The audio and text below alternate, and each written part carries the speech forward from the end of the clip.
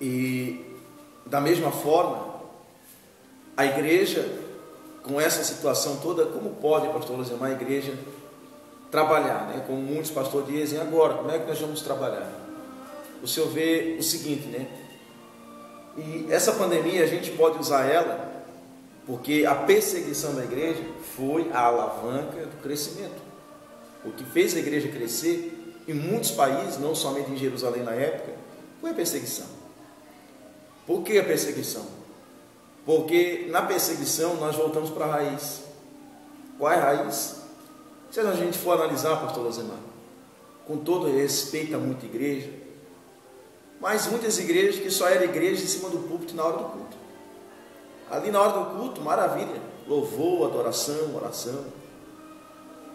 Mas o trabalho com as viúvas, que é o questionamento em Atos capítulo 6, onde é a primeira reunião da igreja ali, na situação das viúvas, com respeito aos diáconos, vai perguntar onde está o trabalho das viúvas? Deixamos agora as viúvas necessitadas? E se agora não é uma ocasião boa para nós, igreja, começar a voltar e lembrar que culto não é somente igreja?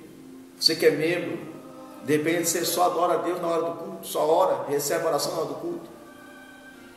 Mas muitas vezes, como bem disse o pastor Losemar, passa um faminto, doente, perdido, às vezes dentro da tua própria casa, você nunca orou dentro da tua própria casa por um doente e afirma a fé em Jesus Cristo. Então nós temos a oportunidade agora de você como igreja onde você está, você é uma igreja, e a Bíblia diz que naquele dia haverá um só pastor e um só rebanho, e esse pastor é Jesus, e esse rebanho é nós, aonde estivermos, em casa, na igreja, no trabalho, aonde estivermos ali, torna-se um rebanho de Deus ali, e que nós temos a oportunidade de fazer isso, de nos unirmos através da caridade, pastor Luciano. Interessante, pastor, esse tema abordado agora na segunda gravação, me faz a lembrar quando uma das multiplicações da alimentação que Jesus, né, praticou ali, a multidão estava oprimindo Jesus e já era chegado a hora de se alimentar, e Jesus, como sempre, nunca vai despedir uma multidão de mão vazia, com fome, com sede, não, jamais.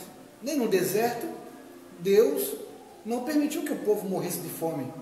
No deserto Deus mandou maná, no deserto Deus ordenou que Moshe Rabbeinu tocasse na rocha e a água surgiu da rocha. Então Deus não quer que o povo morra de fome, não quer isso.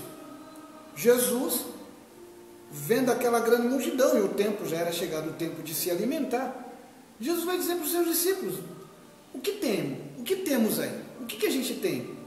Para ir ao mercado, para ir comprar um pão, para ir comprar alimentação muito longe, mas o que temos aí nessa multidão? O que vocês têm para me apresentar? E os discípulos vão dizer: não temos nada, não temos nada agora. Interessante, pastor, é que os próprios discípulos de Jesus não vão ter nada para apresentar. E Jesus vai dizer: já que vocês não têm nada, então vão procurar na multidão e vão dizer: opa, achemos algo. Achamos um moço, achamos um jovem que tinha 5 pães e 2 peixes, que tem aqui, agora temos aqui. De quem veio? Veio de um jovem, veio de alguém no meio da multidão.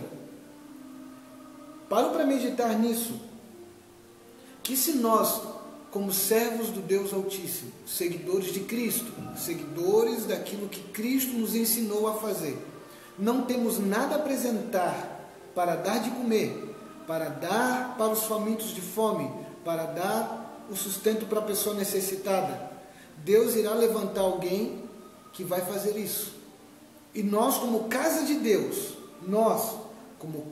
Deus, temos que ter para dar para os famintos. E outra coisa, pastor, em nenhum momento os discípulos apresentaram resistência ao ser preso, né? O Senhor vê Paulo e Silas, o próprio apóstolo Pedro, Pedro ainda quando estava no Getsemane, né, Jesus fala para ele, aquele que puxa da espada, né, pela espada morrerá. Resistência. Estava errado de julgar à noite? Estava errado em querer levar no Sinedrim à noite? Estava. Pedro puxou da espada. Não é assim que se resolve o negócio de Jesus. Não, guarda a espada. Guarda a espada. Jesus foi calado. Jesus na cruz, preso, não tentou brigar na cruz para sair da cruz, para levar o evangelho. Mas na cruz ele ganhou uma alma. Na cruz. É o que eu tenho agora, é na cruz. Eu ganhei alma com a cruz que eu tenho.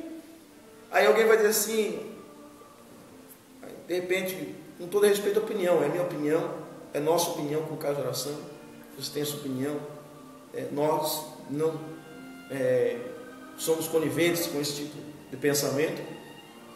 Temos a palavra de Deus, ainda temos no Brasil a liberdade de culto, e enquanto tiver liberdade de culto, seja na igreja, com a igreja aberta, seja com a igreja fechada, nós vamos continuar falando. Talvez não vamos conseguir abranger o tanto de pessoas que temos, não tem problema, vamos continuar lançando a semente, palavra. E o foco não é uma rebelião, o foco não é levantar, o foco não é começar a levantar, disseminar discordância. O foco é a alma ainda, o foco é ganhar almas. E da mesma forma, Paulo e Silas, dentro da prisão, ganham o carcereiro. É uma hora que todo mundo ia desprezar, ia brigar, ia chamar atenção. Paulo e Silas ganham o carcereiro para Jesus e toda a sua casa, diz a Bíblia. Então, é fácil nessa hora começar a levantar um monte de calúnia, um monte de coisa, e que às vezes poderia até ser verdade, mas a igreja está tão ocupada, que se acredita tanto na vinda de Jesus, então agora é a hora de apresentar a obra, então agora é a hora de amar as obras, é a hora, tem uma canção que diz, né? Eu quero alma, as pessoas querem alma, só que a igreja, de alguns anos para cá, tem sido uma igreja presente, de portas abertas, uma igreja presente, não serve para todos, claro, muita igreja tem trabalhado firme sim, em ruas, em vielas, em bocas, tem trabalhado de várias maneiras em hospitais, e parabenizo a muitas igrejas que têm feito esse trabalho e que devem continuar ainda mais agora na pandemia. Mas veja que coisa linda, pastor, esse trabalho não vai ser tirado de nós, podemos continuar trabalhando. Quem é que diz que você está atado? Quem é que diz que você está amarrado? Você está livre para trabalhar. Temos hoje ferramentas como o próprio Facebook, Instagram, YouTube para ganhar almas. Temos a visita na casa, não dá para fazer com número de pessoas, você pode visitar. Eu mesmo comecei no ministério dessa forma. Na época, meu pastor me levava de porta em porta. Era o culto com o casal, os filhos, pastor e eu, lia uma palavra, fazia, efetuava e havia salvação. É fácil. Eu aprendi a ser obreiro, pastor. Eu aprendi a ser obreiro em Xanxerê. Uma grande escola para mim foi a cidade de Xanxerê. Não sei se vai chegar até ao pastor Itaci, missionária Cleni, na cidade de Blumenau. Abraço. Meus pais na fé. Um grande pai, uma grande pessoa para mim, que me ensinou e me incentivou. Casal abençoadíssimos por Deus. Me ensinaram isso. Nós saímos domingo, nem conseguíamos almoçar direito.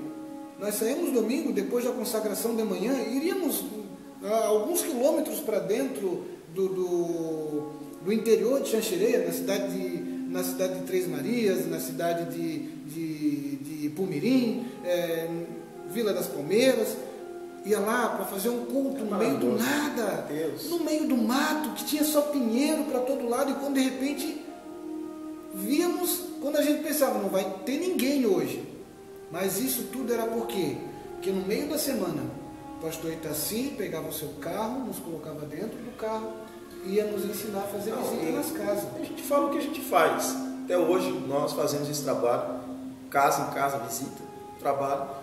E para mim é um dos trabalhos que mais dá fruto, muitas vezes mais fruto que a própria igreja. Só que a minha questão é a seguinte, daquele pastor que depende da obra. Então você, como membro da casa, membro da igreja, permaneça sendo fiel no teu dízimos, nas tuas ofertas. Você pode efetuar depósitos para a igreja, você pode colaborar, continuar colaborando com a igreja. Não é o fato de você não estar podendo congregar pessoalmente apenas 2 dias na semana, né? Aí alguém vai dizer, mas é o domingo. Mas a Bíblia diz que não há diferença entre dias e dias. Sexta-feira vai se tornar um domingo, a tua quarta-feira vai se tornar um domingo. Então abra mais culto durante a semana. E eu vejo que há a continuidade da igreja, membros continuarem dizimando, ofertando. Tem pastores sim que dependem da oferta, do dízimo para se manterem. A igreja continua pagando aluguel, continua pagando luz.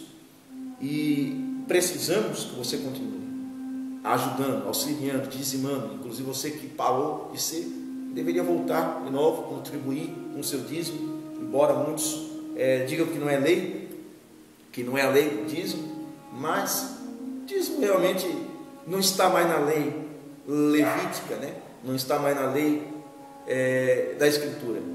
Mas existe uma lei, querido, uma lei chamada lei da consciência. Será que de repente você não lembra que tudo que você possui na sua mão foi Deus que concedeu? Aí, mesmo que seja com a força do seu braço, não foi Ele que concedeu saúde, o tempo, o trabalho? E aí a lei da consciência, de lembrar que tudo Deus te concede, e que através disso que você recebeu, Deus não tem, quem sabe, 10% dessa parte, que vai ser usado, claro, para pagar luz, pagar água, ver mantimento. Dizer que o dízimo é obrigado? Não, vamos dizer assim, o dízimo é obrigado? Não. Agora eu me torno obrigado pela minha consciência. Quando a minha consciência me faz lembrar que Ele, em Colossenses está escrito isso, Ele é antes de todas as coisas. Quando eu coloco isso, de todas as coisas, né? Porque essa hora parece teólogo, parece todo mundo, para às vezes criticar. Mas pense dessa forma, né? E tudo que eu tenho na minha mão, o trabalho que eu tenho hoje, a saúde que eu tenho hoje, muitos estão agora enfermos, muitos agora estão padecendo leitos, e que dariam tudo para sair daquele leito. E hoje a igreja depende, permanece dependendo do dízimo, da oferta. Então você que contribui, deve continuar contribuindo, não pare de contribuir, para que a igreja continue. E a hora que acabar esse lockdown, voltar novamente a cultuar presencialmente. Mas não há impedimento nem para você que é membro, nem para você que é pastor, de continuar a obra de Deus. A adoração continua. E pelo contrário, pastor Rosemar, os crentes mais firmes na época, e que hoje restou a minoria de crentes que caminhavam 10 quilômetros, 15 quilômetros para a igreja, e vinham cantando de casa, caminhando até a igreja, são os crentes que hoje, com 60, 70 anos, são fiéis, até hoje, fiéis à igreja. Hoje em dia, na facilidade, tem igreja para tudo quanto é lugar, porta para tudo quanto é lugar. Será que também não é isso uma ocasião para começar o povo a criar mais valor pela porta de uma igreja aberta? De repente, para voltar de novo a valorizar, nós pastores valorizarmos a igreja aberta como uma porta de Deus aberta sobre a terra, pastor Rosemar? Temos que voltar aos nossos princípios. Que princípio é esse? Os princípios que Jesus nos ensinou. O princípio ensinado por Cristo, né? De respeitar as autoridades, seguir a paz com todos, abençoar, cuidar dos órfãos, das viúvas, os necessitados, né? Dar valor à porta aberta, dar valor à sinagoga, dar valor à igreja, dar valor ao templo, que nós somos o templo do Espírito de Deus. O Espírito de Deus não é aquele que vai fazer você pular, saltar, como muitos ensinam. Não. O Espírito de Deus é a própria vontade do Eterno para as nossas vidas. Então, demos mais valor. Qual é a vontade do Eterno para nós? Qual é a vontade do Eterno para você? Qual é a vontade do Eterno para nós como igreja, pastor? Qual é a vontade dele para nós? Isaías, capítulo 58, vai dizer a vontade de Deus para nós. No capítulo 58, diz assim: o jejum que desejo não é este, soltar as correntes da injustiça. Capítulo 58 do profeta Isaías, capítulo 58, versículo 6, diz: o jejum que desejo não é este, soltar as correntes da injustiça, desatar as cordas do jugo, pôr em liberdade os oprimidos e romper todo o jugo. Não é partilhar sua comida com o faminto, abrigar os pobres desamparados, vestir o nu que você encontrou e não recusar ajuda ao próximo? Aí sim a luz irromperá como a alvorada e prontamente surgirá sua cura. a sua retidão irá adiante de você. Veja que a vontade de Deus da igreja sempre foi essa, né? O templo, a liberdade de culto, é uma maravilha, com certeza. Quem é que não está triste em poder diminuir a quantidade? Quem é que não gosta de uma igreja cheia, lotada, e pregar para ela? Mas devemos driblar essa situação.